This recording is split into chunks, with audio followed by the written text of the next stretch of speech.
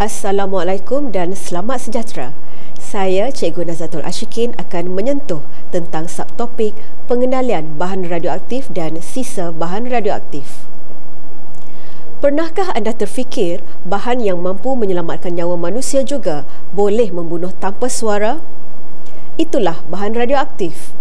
Ia digunakan dalam perubatan, industri dan pertanian. Tapi, jika tidak dikendalikan dengan betul, ia boleh membawa malapetaka. Dalam video ini, kita akan fahami mengapa pengendalian bahan radioaktif dan sisanya secara selamat sangat penting untuk kita dan masa depan dunia. Bahan radioaktif ialah bahan yang memancarkan tenaga radiasi. Ia digunakan untuk merawat kanser, mencari kebocoran paip, bahkan menyuburkan tanaman. Tapi, bahan ini sangat berbahaya. Radiasi boleh menyebabkan kerosakan DNA, kanser dan dalam kes ekstrim, kematian. Cuba bayangkan, satu kesilapan kecil dalam pengendalian boleh mengakibatkan pencemaran tanah, air dan udara yang kekal berpuluh-puluh tahun. Tragedi Chernobyl dan Fukushima adalah bukti nyata bagaimana radiasi boleh menghancurkan kehidupan. Baiklah murid-murid, seperti yang sedia maklum, bahan radioaktif ialah bahan yang memancarkan radiasi secara spontan. Ianya boleh bersifat alfa, beta atau gamma. Setiap jenis ada tahap bahaya berbeza. Radioaktif digunakan kerana sifatnya yang boleh membunuh kanser, mengesan kebocoran dalam paip dan meningkatkan hasil tanaman. Jadi, kenapa pengendalian yang selamat dan efisien sangat penting? Pertama, untuk keselamatan manusia, seperti pekerja, pesakit dan orang awam mesti dilindungi. Kedua, untuk melindungi alam sekitar. Sisa radioaktif boleh mencemarkan sungai, tanah dan makanan kita.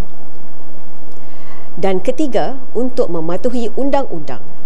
Malaysia mempunyai Akta Perlesenan Tenaga Atom 1984 dan Badan Dunia seperti IAEA menetapkan piawaian yang ketat. Tapi semua itu hanya berkesan jika dilaksanakan dengan betul. Murid-murid perlu faham bahawa kalau kita cuai, kesannya sangat besar. Ingat tragedi di Goiânia, Brazil? Orang awam menjumpai kapsul radioaktif dari mesin terbiar dan menyentuhnya tanpa tahu bahayanya. Akibatnya, kematian, penyakit radiasi dan pemindahan beribu orang. Bukan itu sahaja, pembersihan kawasan tercemar memerlukan berbilion ringgit dan bertahun-tahun untuk dipulihkan. Jadi bagaimanakah kita boleh mengurus bahan ini dengan selamat? Pertama, gunakan bekas khas tahan radiasi. Kedua, simpan sisa secara berperingkat sehingga radiasi berkurang. Seterusnya, latih pekerja dengan prosedur kecemasan.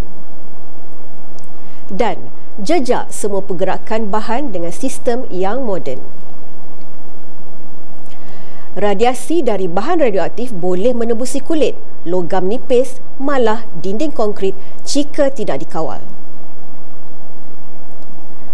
Tahukah murid-murid bahawa semua orang menerima radiasi semula jadi setiap hari dari matahari, tanah dan makanan? Bahan radioaktif adalah anugerah, tapi juga boleh menjadi ancaman. Oleh itu, pengendalian yang selamat dan efisien bukan pilihan, tetapi tanggungjawab bersama.